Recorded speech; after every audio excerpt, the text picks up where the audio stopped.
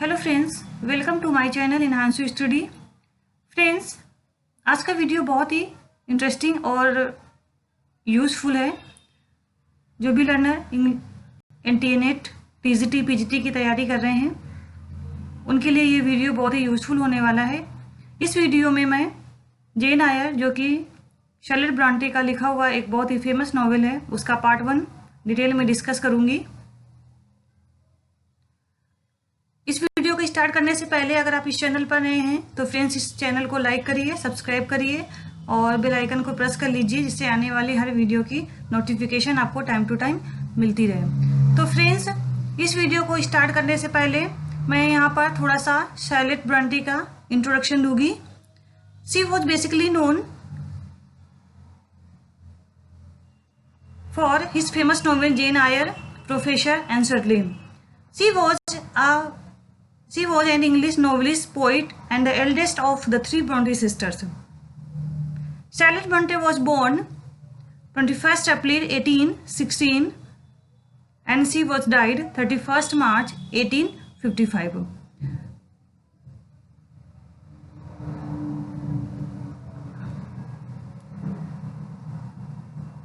तो फ्रेंड्स, आइए अब स्टार्ट करते हैं इनके नॉवेल के बारे में। तो सबसे पहले हर बार की तरह मैं इसमें जेन आयर में जो जितने भी इम्पोर्टेंट इंट्रोडक्शन कैरेक्टर हैं उनको मैं डिस्कस कर लेती हूँ। तो सबसे पहला जो इसमें जो कैरेक्टर है जेन आयर, जो इस नॉवेल की नरेटर भी है और प्रोटोगोनिस्ट भी है। सेकंड है मिस्टर रीड, जो जेन आयर के अंकल हैं, यानी उनके मामा जी हैं। मिसेस रीड आंटी हैं, मामी जी हैं। और बेसी जो उनकी मेड है, यानी मिस्टर रीड और मिसेस रीड के घर में ये काम करती हैं। नेक्स्ट कैरेक्टर है मिस्टर रोचेस्टर। इसके बाद बर्था मैशन, बर्था रोचेस्टर की वाइफ है और इस नॉवेल में उन्हें मैड दिखाया गया है, यानी वो इस नॉवेल में पागल का रोल प्ले कर रही हैं। नेक्स्ट कैरेक्टर है हेलेन बर्न, ये जेन आयर की फ्रेंड है। और कुछ माइनर कैरेक्टर हैं जैसे सेंट जॉन रिवर्स, मैरी और डायना। तो फ्रेंड्स, ये थे कुछ कैरेक्टर जेन आयर के। अब इसमें देख लेते हैं कि कौन क्या इंपॉर्टेंट मेन पॉइंट है। तो सबसे पहला पॉइंट है इट वॉज पब्लिश्ड इन 1847। तो ये जेन आयर 1847 में पब्लिश हुआ था। नेक्स्ट पॉइंट है इट इज ऑटोबायोग्राफिकल नॉवेल। ये जेन आयर ऑटोबायोग्राफिकल नॉवेल है, यानी शैरलेट ब्रांटे के कुछ लाइफ के पहलू को यहाँ पर दिखाने की राइटर ने कोशिश की है। नेक्स्ट है first person point of view, ये first person point of view है। नेक्स्ट है बिल्डेक्स रोमन नॉवेल। फ्रेंड्स, ये एक लिटरेरी टर्म्स है और लिटरेरी टर्म्स की जो सीरीज मैंने स्टार्ट की है उसमें मैंने इस टर्म को डिटेल में समझाया था। बिल्डेक्स रोमन नॉवेल वो नॉवेल होते हैं जिनमें कैरेक्टर के चाइल्डहुड से लेकर उसके जो एडल्टहुड यानी मैच्योरिटी तक प्रोटोगोनिस्ट के कैरेक्टर में, उसके नेचर में क्या चेंजमेंट आते हैं, ऐसे नॉवेल को हम बिल्डेक्स रोमन नॉवेल कहते हैं। तो यहाँ पर जो जेन आयर का कैरेक्टर है, बचपन में उसका कैरेक्टर कैसा था और जब वो बड़ी होती हैं तब उनके कैरेक्टर में क्या चेंजमेंट आते हैं, उसको यहाँ पर दिखाया गया है। नेक्स्ट है इसकी जो सेटिंग रखी गई है नॉर्थन इंग्लैंड में रखी गई है और जो इसका प्लॉट है इट डिवाइडेड इनटू 5 सेक्शन। ये 5 सेक्शन में डिवाइड किया गया है। जो इसका सबसे पहला सेक्शन है early childhood at gate street, यानी जो उसका बचपन है वो गेट स्ट्रीट में कैसा था। इसके बाद हर एजुकेशन एट लोवुड में, उसकी एजुकेशन लोवुड में। हर टाइम एट थॉर्नफील्ड, जो उसका टाइम था वो थॉर्नवुड में राइटर के द्वारा पोर्ट्रे किया गया है। नेक्स्ट हर रिट्रीट एट मूरहेड और हर रिटर्न एट फर्डीन। तो ये जो प्लॉट है इसको 5 सेक्शन में राइटर ने डिवाइड किया गया है। तो इस नॉवेल में टोटल 38 चैप्टर्स हैं। तो ये तो हो गया कुछ इंपॉर्टेंट पॉइंट। अब फ्रेंड्स इसकी समरी स्टार्ट करते हैं। तो फ्रेंड्स इसकी स्टोरी इस प्रकार स्टार्ट होती है। जेन आयर बहुत छोटी उम्र में ही अपने माता पिता को खो देती है, यानी उनके माता पिता की मृत्यु हो जाती है। इसके बाद उसके मामा जॉन रीड उसे अपने घर ले आते हैं और उनके घर का जो नाम होता है वो ग्रेस स्ट्रीट हॉल होता है, जिसमें मामा मिस्टर रीड अपने पूरे परिवार के साथ रहते हैं। मिस्टर रीड के परिवार में उनकी पत्नी मिसेज रीड और उनका एक बेटा और 2 बेटियां तथा कुछ नौकर, महिला नौकर भी हैं। उनके बेटे का नाम जॉन रीड है और बेटियों में से एक का नाम है एल्जा और दूसरी का नाम जॉर्जिना है। दोनों बहनें अपने भाई जॉन से उम्र में बहुत छोटी हैं। जेन के साथ तब तक सब कुछ ठीक चलता है जब तक उसके मामा मिस्टर रीड जिंदा होते हैं। इसके बाद जब मिस्टर रीड की मृत्यु हो जाती है तो जेन को अपनी पत्नी के सहारे छोड़ देते हैं। मिस्टर रीड के चले जाने के बाद जेन की लाइफ में दुखों का पहाड़ टूट पड़ता है। उसकी मामी मिसेज रीड उसे बिल्कुल भी पसंद नहीं करती, क्योंकि इसका मेन कारण था कि जो मिस्टर रीड थे यानी उनके पति थे वो जेन को बहुत ज़्यादा अपने संतान से भी ज़्यादा प्यार करते थे। घर में जेन को कई तरह से परेशान किया जाता था। जो उनकी मामी का बेटा था जॉन, वो कई बार उसे मारता था, पीटता था और उसकी माँ उसे कभी नहीं रोकती थी। इसके सिवाय जॉन की जो छोटी बहनें थी जेन से बहुत ज़्यादा नफरत करती थी। जितने घर के नौकर थे वो उन्हें ताने मारते थे क्योंकि वो लावारिस थी और मिसेज रीड की फैमिली पर वो एक बोझ थी। इसके बाद फ्रेंड्स उसी परिवार में एक महिला नौकर थी जिसका नाम बेसी था। जेन के प्रति जो उसका व्यवहार था वो बहुत ही अच्छा था। वो उसे गाने और कहानियाँ सुनाया करती थी। बेसी ने गेट स्टील हॉल के ही एक नौकर से शादी कर ली थी। उन दोनों से उसके 3 बच्चे हुए और उसमें जो सबसे छोटी बेटी का नाम उसने जेन के नाम पर ही अपनी बेटी का नाम भी रख दिया। 10 साल की उम्र में जब जेन 10 साल की हो जाती है तो जेन को लोइड नाम के एक अनाथ स्कूल में भेज दिया जाता है। वहाँ का जो डायरेक्टर होता है वो मिसेज रीड के इशारे पर पूरे परिवार के सामने, पूरे स्कूल के सामने जेन की इंसल्ट करता है और कहता है कि ये बहुत ही झूठी और मक्कार लड़की है, धोखेबाज लड़की है। इससे जेन को बहुत ज़्यादा तकलीफ भी होती है। लेकिन लोवुड स्कूल में जेन की जो एक सबसे अच्छी फ्रेंड थी जिसका नाम था हेलेन, वो उसकी बहुत अच्छी दोस्त बन जाती है।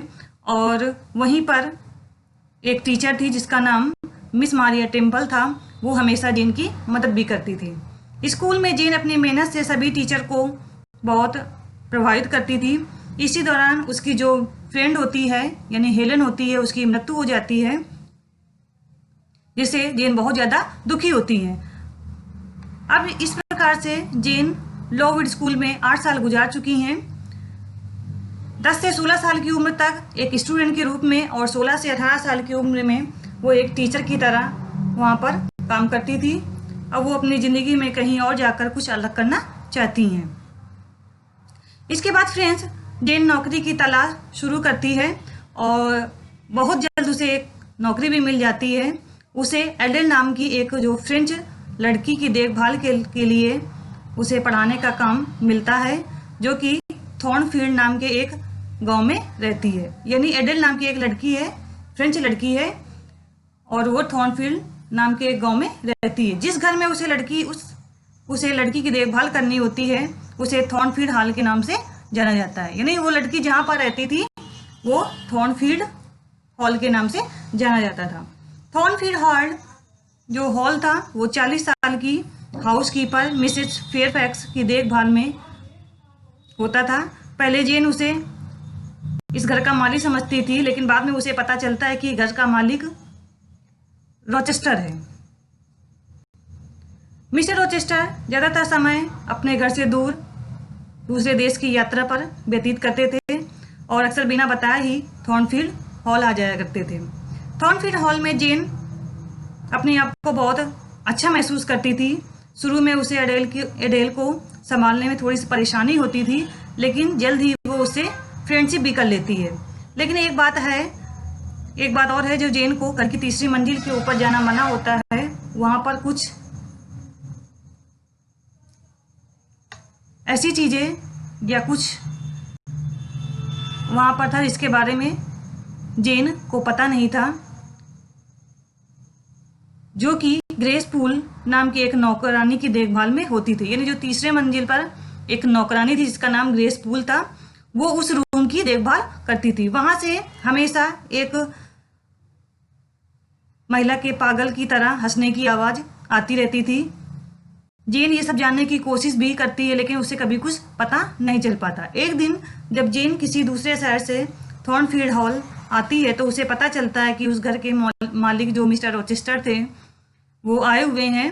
अडेल मिस्टर रोचेस्टर से मिलकर बहुत खुशी होती है। जेन को अभी ये नहीं पता है कि अडेल और मिस्टर रोचेस्टर के बीच क्या संबंध है। वो उसे पिता पुत्री का रिश्ता मानती है। बाद में पता चलता है कि दोनों में पिता पुत्री का रिश्ता नहीं है, बल्कि अडेल मिस्टर रोचेस्टर की देखभाल में ही होती है। जैसे जैसे समय बीतता है, मिस्टर रोचेस्टर और जेन एक दूसरे से करीब आने लगते हैं। मिलना जुलना उनका बढ़ने लगता है। मिस्टर रोचेस्टर के पूछने पर जेन उसे अपनी सारी दुख भरी बातें बताती है। दोनों एक दूसरे को बहुत अच्छी तरह से समझने लगते हैं, जानने लगते हैं। एक दिन मिस्टर रोचेस्टर के घर उनके कुछ अमीर दोस्त, जिनमें से कुछ महिलाएं भी थी, वो आई होती हैं। जब वो उन मिस्टर रोचेस्टर से मिलती हैं तो सभी मिलकर कई दिन तक घर से थोड़ा दूर मौज मस्ती करते हैं और रात को घर आ जाते हैं। तभी जेन को मिसेज फेयरफॉक्स से पता चलता है कि उनके दोस्तों में एक मिस ब्लैंचे इनग्राम नाम की एक बहुत ही सुंदर लड़की है, महिला है, जिससे मिस्टर रोचेस्टर की शादी होने वाली है। यानी मिस्टर रोचेस्टर उससे शादी करने के बारे में सोच रहे हैं। ये बात जब अचानक से जेन को पता चलती है तो उसका दिल टूट जाता है और उसे समझ में आता है कि अभी तो उसकी उम्र 20 साल की है। यानी जेन की यहाँ पर एज 20 साल की है और मिस्टर रोचेस्टर 40 साल के हैं। तो उसे ऐसा लगता है कि जैसे वो अपने से दोगुने उम्र के व्यक्ति से प्यार करने लगी है। मिस्टर रोचेस्टर के साथ मिस ब्लांचे इनग्राम की शादी की बात जैसे ही वो सुनती है तो उसे बहुत ज्यादा पीड़ा होने लगती है। हालांकि दोनों की शादी अभी पक्की नहीं हुई है, लेकिन अंदर ही अंदर जेन को बहुत ज्यादा दुख होता है। इसी दौरान जेन को उसके मामा के यहाँ से एक संदेश मिलता है, जिसमें उसकी मामी मिसेज रीड मरने ही वाली होती हैं और वो उसे एक बहुत ज़रूरी बात बताना चाहती हैं। वो उसे बताती हैं, जेन को बताती हैं कि उन्होंने जेन से एक चिट्ठी छुपाई थी, जो कि उसके अंकल जॉन आयर यानी उनके जो चाचा थे उनकी थी। उनके अंकल उनके नाम पर यानी जेन के नाम पर अपनी वसीयत करना चाहते थे, क्योंकि उनकी अपनी कोई संतान नहीं थी। लेकिन इस बात से चिट्ठी पाने वाली जो जेन की मामी थी उसको बहुत ज़्यादा जलन हो जाती है और वो ये सोचती है कि एक दिन अगर वो वसीयत जेन को मिल गई तो वो बहुत अमीर औरत बन जाएगी। इसलिए मामी ने चिट्ठी के जवाब में ये लिख दिया कि जेन की बचपन में ही मौत हो गई है। उस रात मिसेज रीड को अपने जो किए गए कर्म पर बहुत पछतावा होता है और वो मर जाती हैं, लेकिन जेन उन्हें माफ कर देती है। जेन जब थॉर्नफील्ड लौट कर वापिस आती है तो उसे पता चलता है कि मिस ब्लांचे जो इनग्राम थी, जो बहुत ही खूबसूरत लेडी थी, जिससे मिस्टर रोचेस्टर की शादी होने वाली है, उनके साथ मिस्टर रोचेस्टर के सभी दोस्त घर से जा चुके हैं। मिस्टर रोचेस्टर जेन से कहना शुरू करते हैं कि वो मिस ब्लांचे इनग्राम से शादी करना चाहते हैं, लेकिन वो ये सब जेन को छेड़ने के लिए कहते हैं। यानी वो जेन को चिढ़ाने की कोशिश करते हैं, जिससे जेन का जो चेहरा है वो बिल्कुल से पीला पड़ जाता है। जब वो जेन को उदास देखते हैं, यानी उसके चेहरे को जब उदास भरा दिखते हैं, तो अचानक से वो कह देते हैं कि वो ब्लांचे से नहीं बल्कि जेन से शादी करना चाहते हैं। जेन जब ये बात सुनती है तो जेन के अंदर एक खुशी का गुब्बारा फूटने लगता है और वो ये बिना देखे कि वो व्यक्ति जिससे वो शादी करने जा रही है मिस्टर रोचेस्टर से, वो उससे उम्र में कितना बड़ा है, यानी उससे वो दोगुनी उम्र का व्यक्ति है। इसके बाद फ्रेंड्स, जब दोनों की शादी की रस्म की तैयारियां स्टार्ट हो जाती हैं, उनकी जो शादी की रस्में लंदन के एक चर्च में चल रही होती हैं, तो अचानक से मिस्टर ब्रिक्स नाम के एक वकील वहां पर आ जाते हैं और इस शादी को वो गैर कानूनी घोषित कर देते हैं, क्योंकि ये मिस्टर रोचेस्टर की दूसरी शादी थी। वो बिना अपनी पहली पत्नी से तलाक लिए शादी नहीं कर सकते। इस वकील को मिस्टर रिचार्ड मैशन लेकर आए थे। अब यहाँ पर रिचार्ड मैशन कौन है? रिचार्ड मैशन जो रोचेस्टर की वाइफ हैं, उनके भाई हैं, जिन्हें जेन ने मिस्टर रोचेस्टर के उन दोस्तों के साथ घर में देखा था जो वहां पर मौज मस्ती करने आए थे। उसे ये भी अच्छी तरह से याद है कि मिस्टर मैशन जब घर की तीसरी मंजिल के ऊपर गए तो उन्हें कोई चाकू मारकर घायल कर देता है। जेन के चेहरे की हवाइयां उड़ जाती हैं जब मिस्टर रोचेस्टर अपने ऊपर लगे आरोपों को सही बताते हैं, लेकिन वो अपनी बात रखना चाहते हैं, इसलिए वो मामले से जुड़े सभी लोगों को लेकर अपने घर जाते हैं और अपनी पत्नी से मिलवाते हैं। उनकी पत्नी का नाम बर्था मैसन था। उनकी पत्नी यानी कि मिस्टर रोचेस्टर की जो पत्नी थी, तीसरी मंजिल पर रहने वाली वही पागल औरत है जिसके हंसने की आवाज़ कई बार जेन सुन चुकी है। शादी से पहले मिसेस रोचेस्टर का नाम बर्था मैसन था और मिस्टर रिचार्ड मैसन उसका रियल भाई है जो वकील लेकर अभी आया था। मिस्टर रोचेस्टर सभी को समझाते हैं कि उन्होंने 15 साल पहले बर्था से शादी की थी और उसके ससुर ने उसे नहीं बताया था कि वो पागल है। उन्होंने उसके साथ रहने की बहुत कोशिश की, लेकिन उसका पागलपन कम होने का नाम ही नहीं ले रहा था। जब बर्था ने उसे एक बार मारने की कोशिश की तो उसने उसे कमरे में बंद करके उसकी जिम्मेदारी ग्रेस पूल नाम की नौकरानी को सौंप दी। फ्रेंड्स, आज की स्टोरी मैं यहीं पर समाप्त करती हूँ। इसकी जो आगे की स्टोरी है मैं नेक्स्ट पार्ट में उसको डिस्कस करूँगी। तो आज के लिए फ्रेंड्स बस इतना ही। Thank you so much.